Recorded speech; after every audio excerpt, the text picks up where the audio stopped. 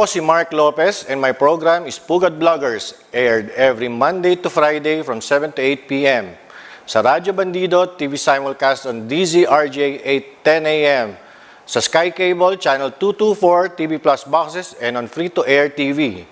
Also, sa facebook.com, DZRJ 8:10 a.m. and our official YouTube channel. Pugad Vloggers, Pugad Vloggers, ang kurap titirisin, sa loob sa bayan wawalisin, walang sasantuhin, ang saya-saya nakakabaliw, kasama natin ang tropa. Pugad Vloggers, Pugad Vloggers.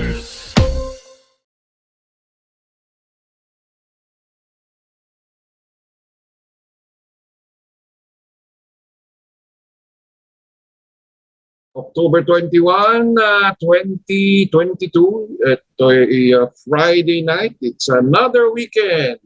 Yan. So, kumusta na po kayo lahat? At sana'y nasa mabuti kayong kalagayan. So, ayun. Ewan ko na anong pumapasok sa isipan ng ating ibang kababayan dyan sa kabila. Mas pinipili nila o di kaya mas importante sa kanila yung mas importante sa kanila kasi yung outer or appearance, no? Appearance ng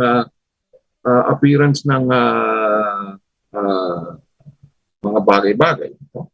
They've always, even from the elections pa, no, mahilig sila sa appearance, no? Kailangan they have to show a semblance of ano sila, no? Kasi na marami sila, no? At maraming kumakampi sila, lalo na yung mga kakampings, no? How many times na, no? At although alam natin from the very start, the surveys were all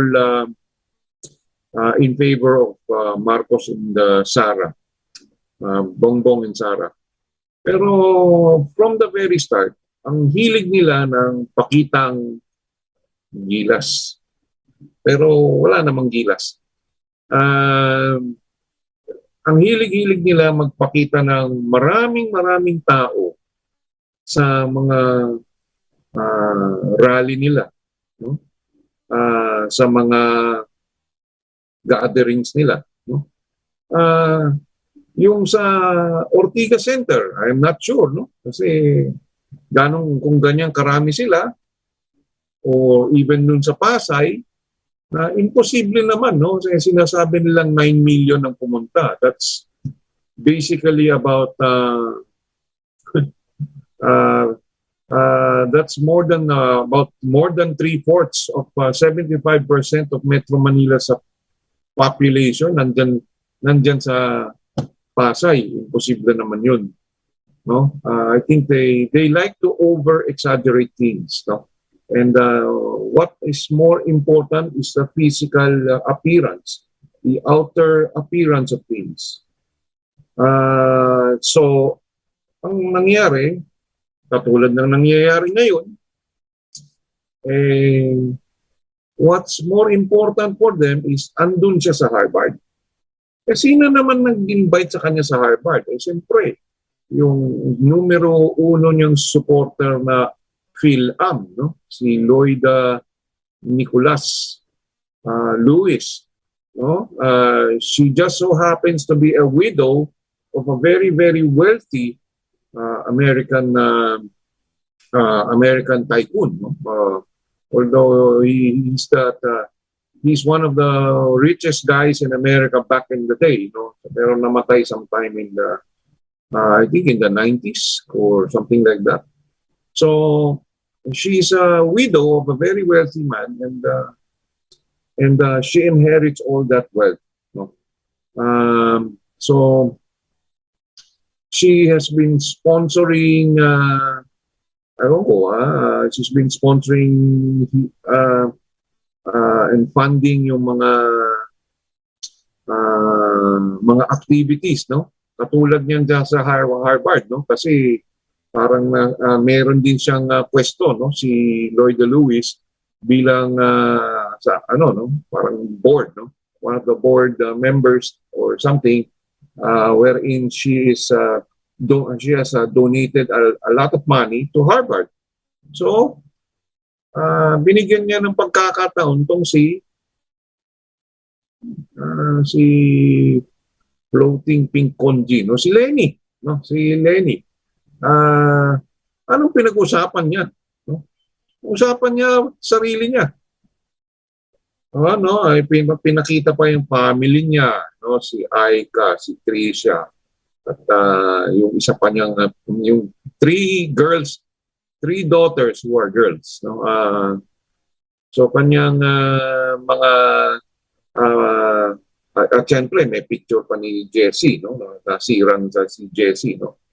And sa totoo lang, nobody knows who Lenny Robredo was until Jessie Robredo died, no?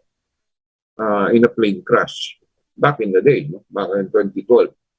At ayun, so going back, ano pang ginawa niya dun, no? Nagko-coach siya na sarili niya, no? Yung angat buhay niya, pinagalandakan niya dun, no? At pinakita pa niya, no, na siniraan pa niya yung father ng president natin, no? Nagsasite pa siya ng mga fake medals, no? Tapos sa corruption, economic failure, at kung ano-ano, no? At pati ba naman yung people power, pinangalandakan din niya. So, tapos she was trying to throw shadows, no, throw doubts, no, at the recent May 2022 election, no. Naglabas siya ng ilang mga na there are glitches in the machine, but basically, no, yung mga glitches na yun was solved later on. Pero as usual, focus na lang niya yung mga headlines, no? Without actually reading or following up na naayos din yun, no? And while there are glitches, after an audit, no, mahigit na something like 99%, no, walang daya, no? At hindi pa rin kasi niya matanggap hanggang ngayon natalo siya ng tambak. Hindi lang tambak ng paso, no? Kasi noong 2016, pinagyabang pa niya na panalo siya. Pinagyabang pa niya na talunan, no, si Bongbong Marcos in 2016. Alam mo naman, nagprotesta siya hanggat pati yung lawyer niya parang was trying to put him down. Kaya ayun, hindi niya, dahil alam niyo 200 plus thousand votes lang yung lamang ni Lenny at that time. Sabihin na natin, wag na natin sabihin nga may daya, may ganyan. Ayun yun ang lumabas. O, siya yung nanalo, o di sige, siya naging vice. Pero hindi naman siya naging presidente. No? So hindi lang siya sa Harvard nagkakalat, no? Harvard is in Massachusetts, and in the same state, andun din yung MIT. Hindi ito yung Mapua, no? Ito yung Massachusetts Institute of Technology, no? This is the best engineering school and sciences school according to some people, no? So MIT. So doon naman siya nagkakalat, no? Disinformation, no? So just like yung isa last niyang lecture doon sa Harvard, kinary over niya yung disinformation, no? That is institutionalized in the Philippines. Alam nyo, wala nang ewan ko, sino ba nag-institutionalize ng disinformation? Alam ko merong Rappler, no? Yung Rappler talaga, paninindigan nila kahit mali, no? Sa katulad yung natandaan niyo yung ano? Natandaan niyo yung natatandaan niyo ba yung Resorts World, no? May solo na pumasok, no? Tapos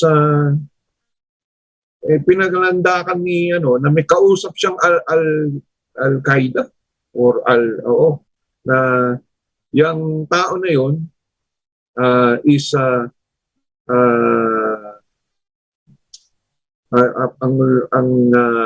siya is a Muslim terrorist na recruited, no, to at sinunog niya yung mga tables, nagsunog siya ng kung ano-ano, which actually caused 40 people to die, no? Kasi dahil sa sunog, siyempre may sunog, may usok, may dala rin siya kasing baril na mahaba, no?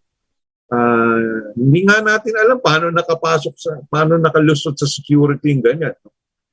Pero nakapasok siya, so nagsunog ng tables and all that. Yung mga maraming nakatakbo, no, na casino players, no, pero may nagtago talaga diyan sa tabi-tabi at nasuffocate doon dahil sa sunog na sinunog niya yung mga tables.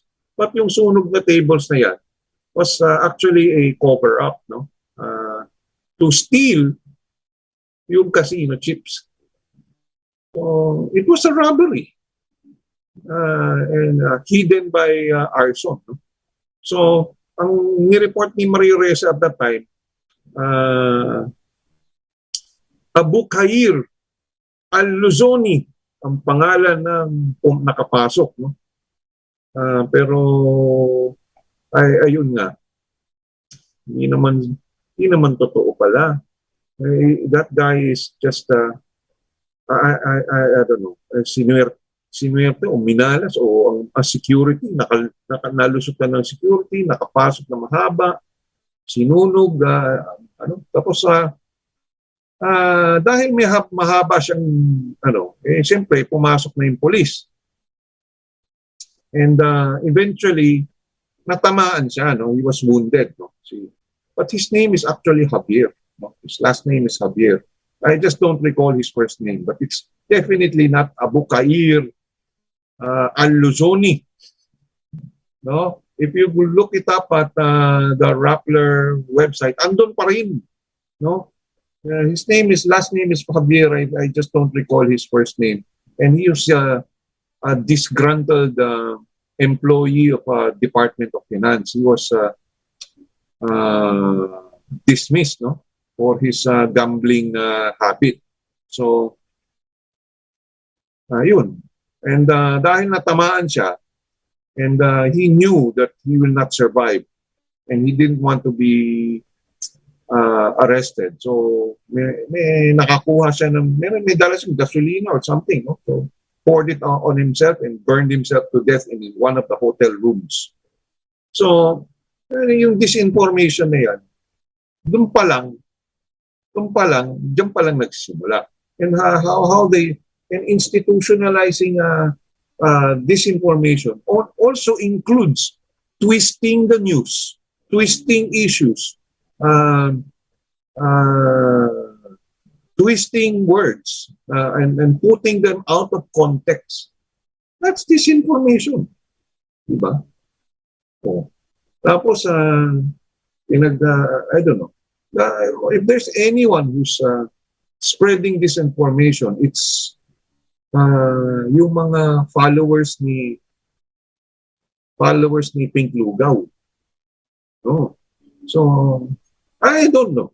Kasi yung government naman natin, wala naman ako nakikitang ano, no, they have no reason to create news, no?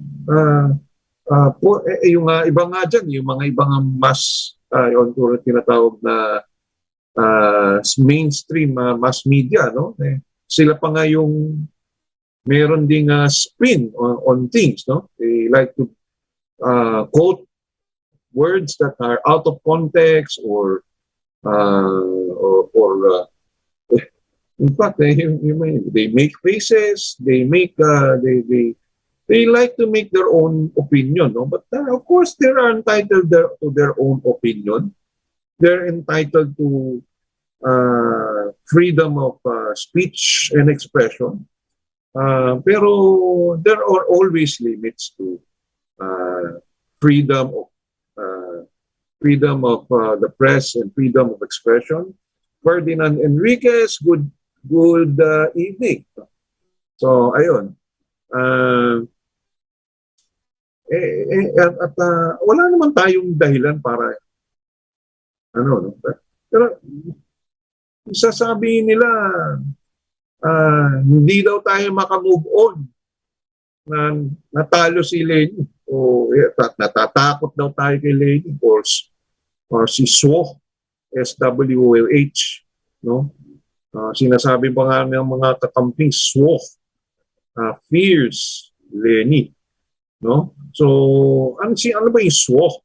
SWOH, no? They refer to her as SWOH, Sarah without H. It's all right with me. You know, kesa yung namang isa, ano, lugaw. So,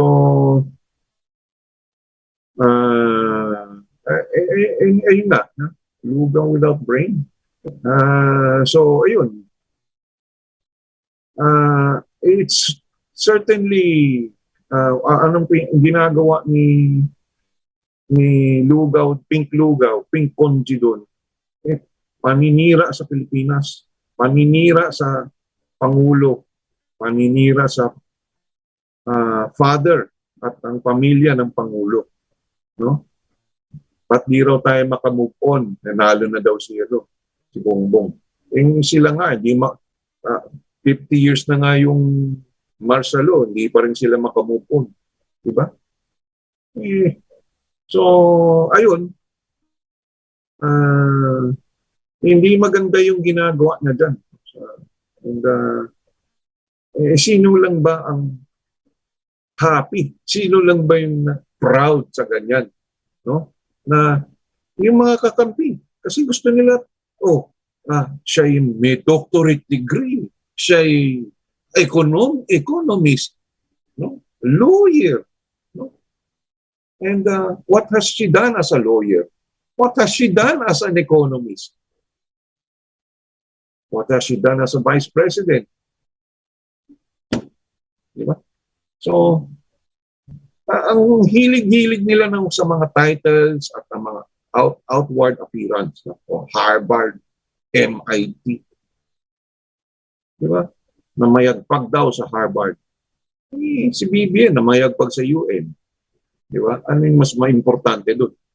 Na manira ka sa Harvard or you get to talk to investors and the President of the United States in the UN? So, ewan ko ba anong feeling nila doon eh. Tapos sasabihin nila, kaya raw tayo, kaya natin siya continuously criticizing kasi takot daw tayo. Takot. Nainis ka kami sa ginagawa niya na paninira sa bansa ang ginagawa niya. No? Paninira sa bansa dahil they're not in power. No? She's not in power. No? Tapos ang hilig-hilig pa ng pakitang tao. No? So, ayun, that's our first topic for tonight. And ayun, kung si Percy Lapid, who's former Meron siyang show, no? He has his own program sa 1242 DWBL, no? Sa kabilang station. I think he also used to be with DWIZ, no? And but he ended up in no, in DWBL. Now, the thing here is nang nandun siya sa gate ng kanyang subdivision kung saan siya nakatira, no? At may riding in tandem na tinira yung sasakyan niya, yung Innova niya, no? So it was caught on CCTV, and ayun, persons of interest. So I don't know, no? Nag surrender na daw yung riding in tandem, no? So I don't know how that nakatakip nga, no? Although kita yung pagkapanot niya, at yung pagkapanot niya sa ulo, no, nang nag-surrender siya sa NBI, ayun din, same panot. Panot yung design niya ng pagganyan. Sana hindi pa naman ako panot. Sana naman wag. Pero ayun. So nung nahuli yun, kumanta, no? Galing daw yung middleman is an inmate inside the Bilibid. Oh, how is that, no? Ano ba yun? So, and at namatay noong October 18. When was that? Tuesday. At ino-autopsy na kanyang labi, no? To find out what was the cause of death, no? Pero hindi naman pinangalanan sino yung middleman na yun.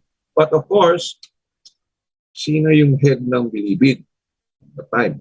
Hindi si Gerald Bantag. No? He was placed on preventive suspension. No? Dahil na siya yung bossing ng Bilibid. No? At may pumalit muna sa kanya, no? Dating general. No? So naka-preventive suspension si Gerald Bantag. No? Hopefully, the DOJ will get to the bottom of this, no? Kasi talagang bulok yung sistema natin sa prisons, no? Ito yung ginagamit talaga ng mga kriminal, no? Or minsan nakakalaya pa, no? Para lang pumatay, or may tao sa loob ang nag-hire ng tao sa labas para pumatay. Hindi natin alam paano nila naililipat yung pera, no? Sa mga pumapatay. Now, ayun. So si Gerald Bantag was appointed last March 9. Itong March 9 is dahil dati siyang director din, regional, I think the regional director of the BJMP, at nalipat siya at na-appoint siya bilang Director General ng Bucor, no? Bureau of Corrections. So, hopefully, we'll get to the bottom of that kasi hindi maganda talaga, no? May namamatay na, kahit sabihin mo pang journalist, columnist, or radio commentator, mga ganyan, no? So hindi maganda, no? May namamatay ng ganyan over someone who's probably pikon, or may natamaan sa sinabi ni Percy Lapid, who's real identity sa Percival Mabasa. So, ayun ang nangyari dyan. No? So, hopefully, si Secretary Remulla will be able to solve or get to the bottom of this. Yung ano naman,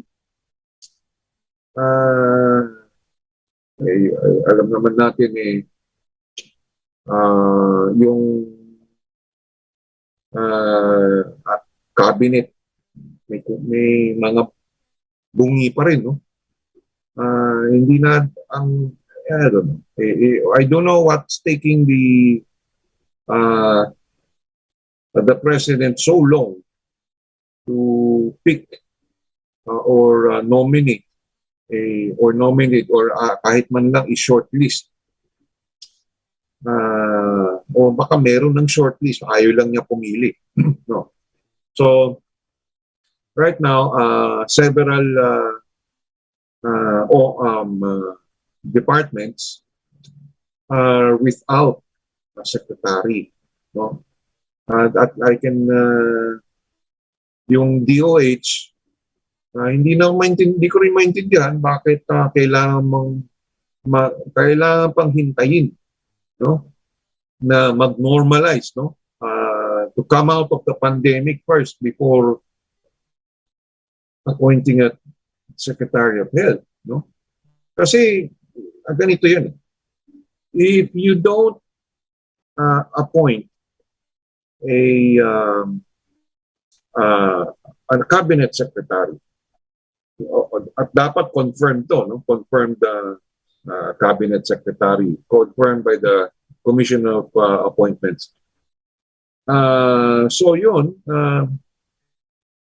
pag wala ka kasing cabinet secretary, you cannot yung cabinet full-time cabinet secretary kasi can put a direction and make policies and directives so that the department will move, no, in a certain direction, being an alter ego of the president.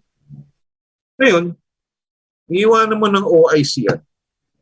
Oo, tatakbo naman yung department on a day-to-day basis. No? Kaya naman, nga lang, if there's any good ideas or kung meron bang magaling na cabinet secretary, there will be no direction going forward. It's just parang it's just alam nyo kung ano yung ano, no? I don't know how I can put it. No? It's on cruise control. It's on should I say sa ano, no? Sa ayun, in aviation, meron tinatawag na autopilot, no? Autopilot. So naka-autopilot lang 'yun. No, merong ano, tatakbo yung eroplano, kalipad yung eroplano, pero it takes a pilot to actually change direction, land the airplane, and take off, no? Wala tayong ganun sa mga departments, no? Department of Health, wala yun. No? Yung Department of Agriculture, no? It's the president who's the I don't know, no? Why it has to have I don't know what structure he's talking about. Maybe he knows better, being concurrent president and the Secretary of Education. I'm sorry, Secretary of Agriculture. Hindi iba yung DepEd. So ayun, meron ding empty din yung Office of the Press Secretary, no? It's just being run by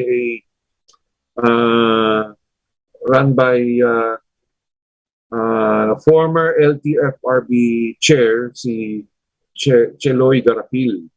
No? So she was asked to be OIC. No? And after, ewan ko ba, bakit ganun? No? So, pati yung Department of National Defense, naka-OIC din yun. No? So, yung Office of the Press Secretary, wala ding no? So, parang these are running on a day-to-day basis. No? Nobody is going to, siyempre, presidente lang may dun. No? But being a cabinet secretary kasi alter ego ka eh. Pwede kang gumawa ng policies, directions, and after consulting with the president, no, they can initiate those things, no, projects, direction, policies, and all that sort of thing, no. And yung sino man yung magaling diyan na kung sino man ang magaling dyan na nagpe-predict na si Mike Toledo na ang magiging press secretary o sino ba yung isa? Paul Soriano. Pero hindi Paul Soriano ended up with an advisor, no, for creative communications. No? Mga kakamping talaga. Feeling nila talaga, galit na galit sila, 273,000 daw ang sweldo. Hindi nga, piso nga, tumanggap siya ng piso. So, if ever, he will earn 6 pesos in a year. 6 pesos in the entire term of 1 peso per year, 6 pesos per the entire term of Bongbong Marcos. So, and then, sino yung iba?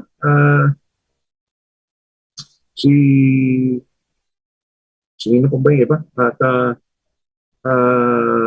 naghahanap daw sila ng friendly to the press. So, I don't know. No? But as of now, para lang hindi not to rock the boat or anything. So, wala na namang pinilit. No? So, I think it's I think there should be a better people to select from the OPS. At any rate, hindi ko alam bakit it's taking so long to Department of National Defense, no, DA, Department of Agriculture, DOH, no, and the OPS. No? Is there anything else that I have missed? No? Ayan. Si Zepi Zapala. Good evening, mga kabugad. Good evening, Zepi. Roxanne Costo. Good evening din po, ma'am. Alright. So, ano pa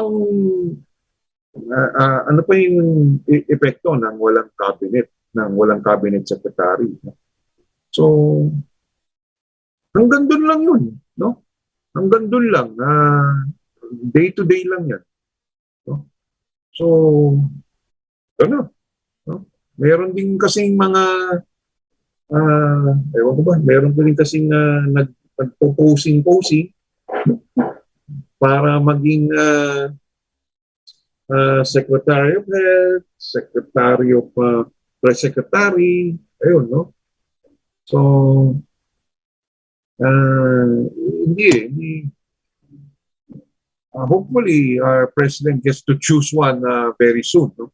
Kasi malapit na matapos ang taon. Natapos na niya yung 100 days, kulang pa rin yung cabinet. No? Ayun. So, ayan. So, the DepEd has come up with a new what do you call this? New order, no? Administrative order. No? Babasahin ko na lang. No? Ito'y signed by si uh, signed by Secretary and Vice President si Sara Duterte, no?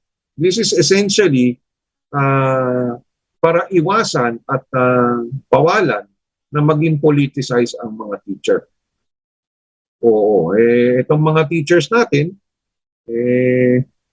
madalas na kasing nilalapitan at ewan ko ba, minsan may nakikita ko sa graduation ceremonies, no? Na mayroong graduation ceremonies na pangalan ng mga politiko ang mga nandito sa medalya, no? Parang hindi naman tama yun, no?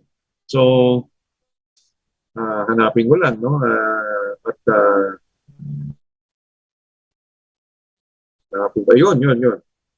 So this is a department order, DepEd order number 47 series of 2022, no?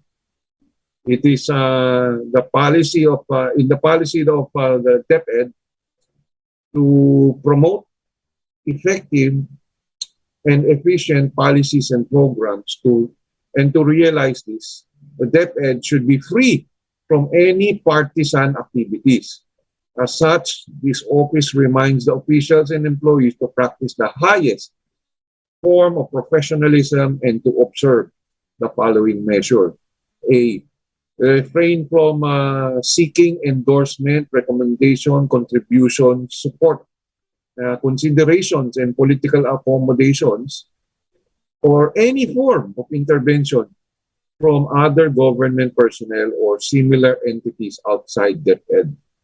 To desist from soliciting favorable actions from politicians, to facilitate the implementation of projects, programs, activities, except those covered by an Adopt a School program initiated by LGUs, funded by the Special Education Fund, or covered by partnership agreements allowed by law. To follow internal rules and regulations of the Department on protocols relative to communication, correspondence, and other work processes. And writing letters of request and correspondence directly to the office of the secretary, regarding concerns that may be related to basic education.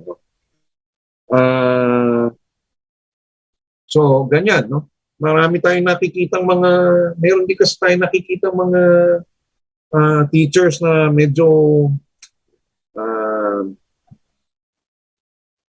partisan. No? Makikita natin mga teacher na, ayun, kung anong tinuturo, no? Sa mga bata, tinuturo na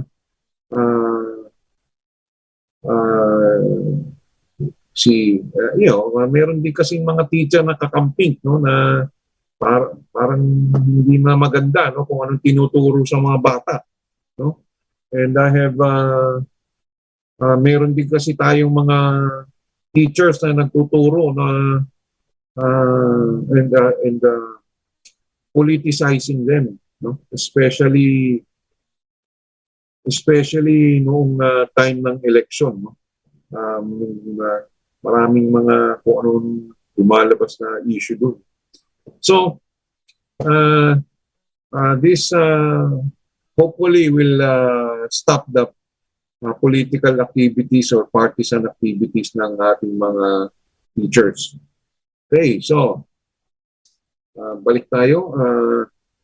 So, ayun nga, hindi nga dapat nangyayari yun. Kasi, I don't know. I have daughters, no, whose classmates are although sabi ko so may nakikita na ako, no, senior high school pa lang yun. May nakikita na akong mga miyembro ng Kabataan Party List, no? And they're not even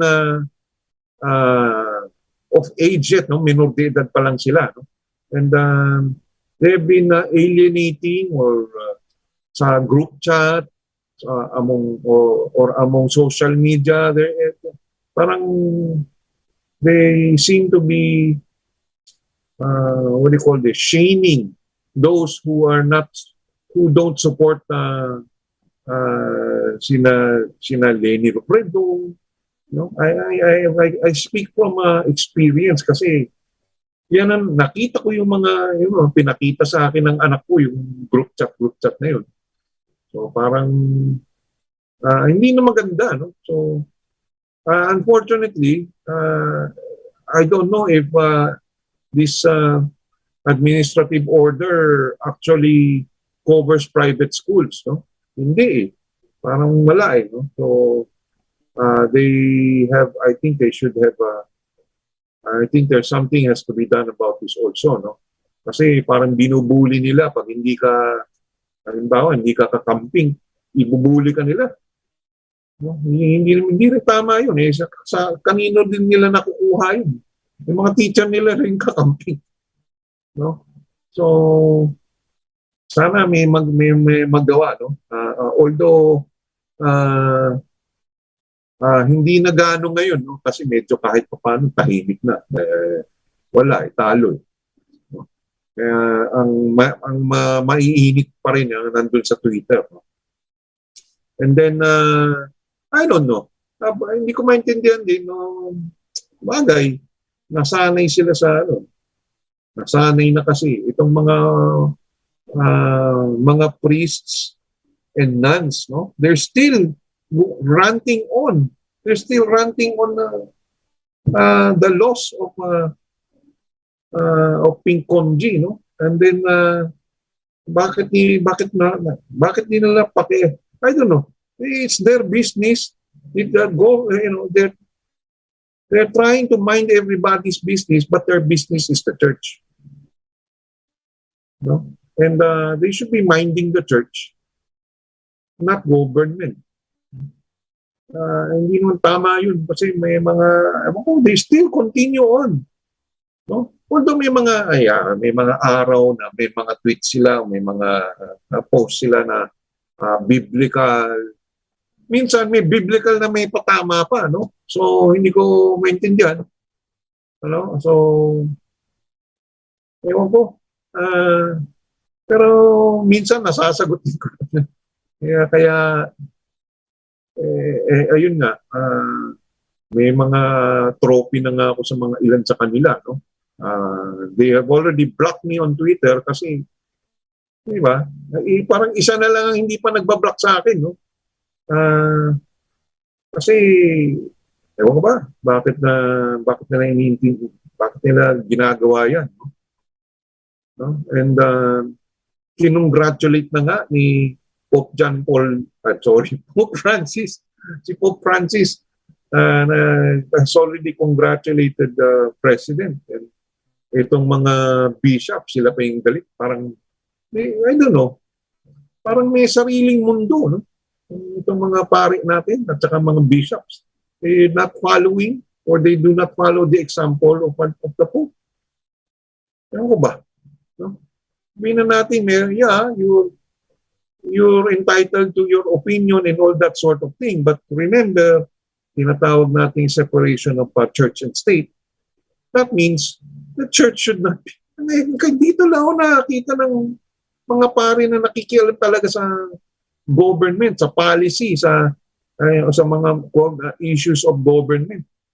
Sa ibang bansa, wala akong nakikita, hindi ganyan. No? No? Although may nahuhuli silang mga pedophile or yung mga gay relations with other priests. So pero yung talagang hindi katanggap-tanggap yung mga pedophile priest, no, na nang-aabuso ng bata, no, as in children of I don't know, 9 years old, 10 years old. Yung mga yan na tapos ililipat lang, no? They're going to isolate him and then ililipat sa ibang pwesto, sa another place or another country. Uulitin lang naman nila yun eh. No? So, ewan ko ba, bakit nila binabanatan ng gobyerno yung sarili nilang bakura, hindi naman nila nililinis. No? No. And yun nga, no? Kaya, matagal na yung history na to, no? Ng pangingialam, no? No? So, 1986, no? May nangialam na kardinal, no? What was supposed to be just a small matter of a coup attempt, siningit bigla ni isang cardinal seat. No? Then there's this from the 1950s, no? Si Claro M. Recto was introducing a Rizal law, Rizal bill at that time. No? Pero ayan, nagagalit yung mga kardinal, nagagalit yung mga pari, kasi the souls of the children will go to hell because of they studied Rizal sa Noli Me Tangere and El Filibusterismo. No? So, they even threatened to close down Catholic schools if natuloy yung Rizal bill. No? So, sabi ni Claro M. Recto, sige, tuloy nyo, sara nyo.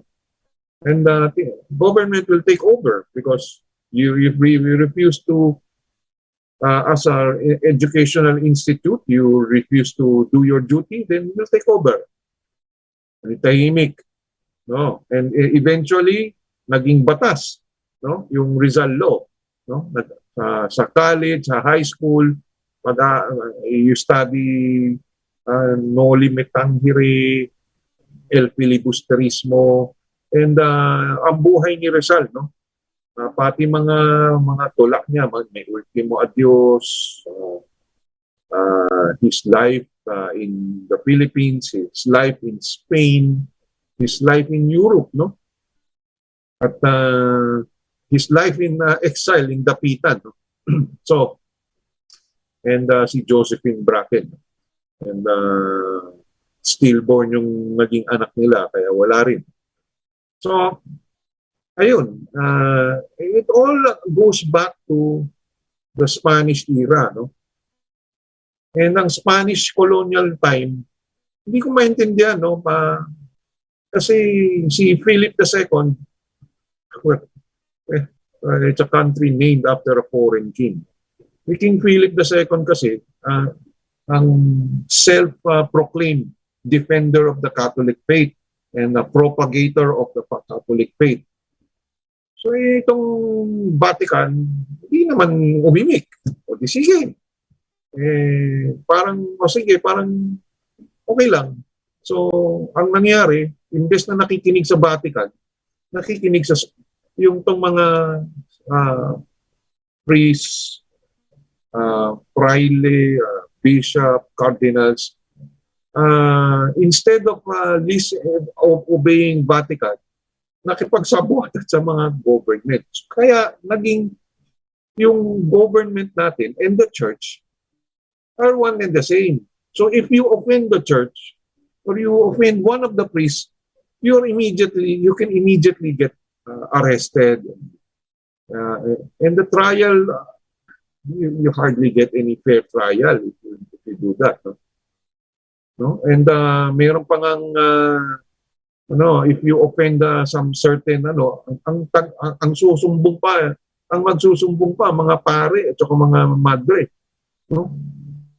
So yung kaya nga galit na galit sila sa Noli Me Tangere, lalo na yun, no? Kasi na-expose talaga yung mga pag-aabuso ng mga pare, no, mga praile, no?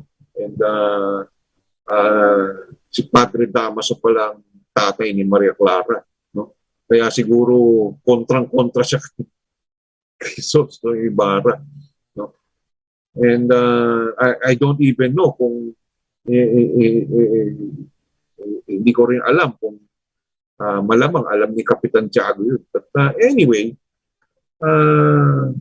dyan nagsimula yun eh. Kaya hanggang ngayon, nasanay na sila eh.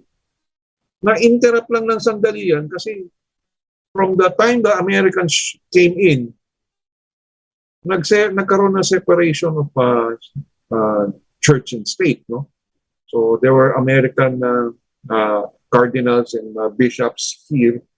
So mas hindi pa sila masyado nakikialam eh.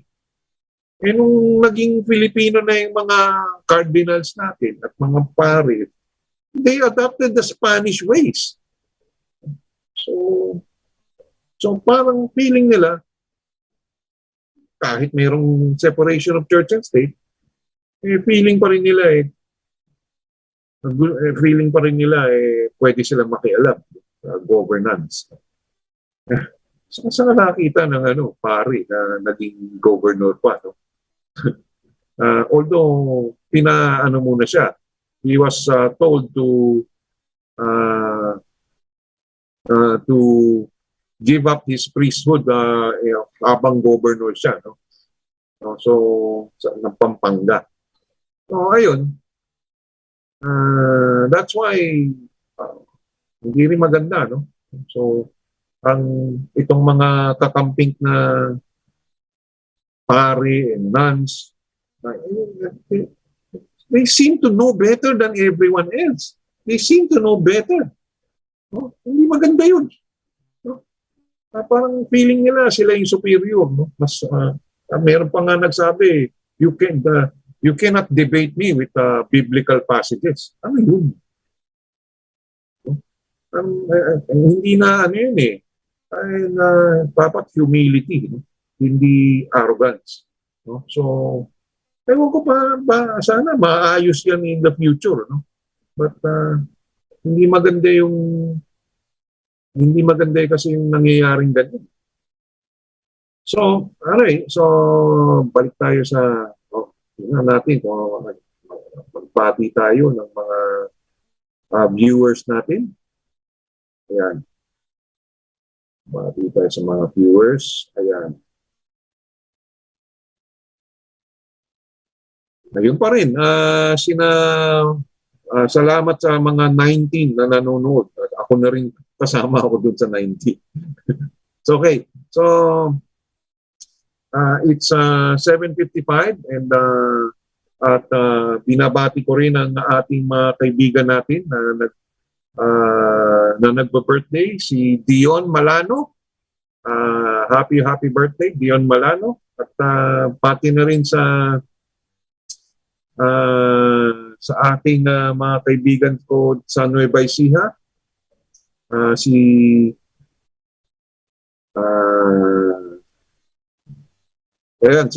Sir Benedict from Nueva Ecija.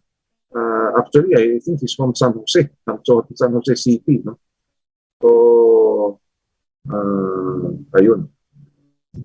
Pagkatapos ng let's see. Ayun, pagkatapos ng linggo, so October 31, no? It's been declared a holiday. Kaya wag na kayo pumasok. Pero siyempre, yung mga kailangan pumasok, like mga police, hospitals, emergency services, at yung mga working at the malls and working at the commercial establishments, may pasok pa rin kayo, but I think there's additional pay because I think that's 30% kung hindi ko nagkakamali. No. So, it's now 7:57. Ayun, pwede na tayong magpaalam at ayun na. Final words na daw. So, okay. So, sana maayos na ni President BBM yung mga bakante sa kanyang kabinete. Sana rin na maayos din ni Secretary Remulla yung investigasyon niya tungo sa pag-solve solusyon sa pagkamatay ni Percival Mabasa alias Percy Lapid. At wala po. Sana ay maayos na rin yung DepEd na hindi na mapolitika yung mga teachers natin. sana covered ang private school, kaso parang hindi eh. Public school lang yata ang covered dito. And then, sana itong ating mga pari at saka mga madre, obispo, kardinal, sana ay move on na sila at they focus on the church. They focus on their business, the church. And thank you very much. At thank you for joining me tonight. And maraming salamat sa inyong lahat. Good night. Pugad Vloggers, Pugad Vloggers, ang kurap titirisin, salot sa bayan wawalisin, walang sasantuhin, ang saya-saya nakakabaliw, kasama natin ang tropang Pugad Vloggers.